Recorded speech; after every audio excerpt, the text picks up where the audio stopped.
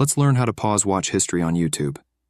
If it ever happened to you that you wanted to pause your watch history on YouTube but didn't know how, after watching this video, you won't have that problem. The first thing you need to do is open the YouTube app.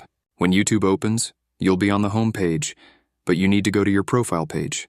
This page will open when you click on the U option located in the bottom right corner. After clicking on that option, a page will open where you will see some information about your channel. On that page, you need to click on the Google account button located below your channel name. When your Google account page opens, you'll be on a page with some information about your Google account. On that page, you need to go to the Data and Privacy option.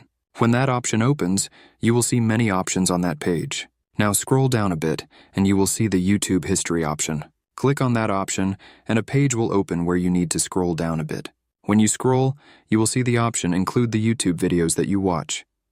Click on that option and a page with two options will open. You need to click on the blue pause button. After clicking on that button, you have successfully paused your watch history on YouTube. So thanks for watching. See you in the next video.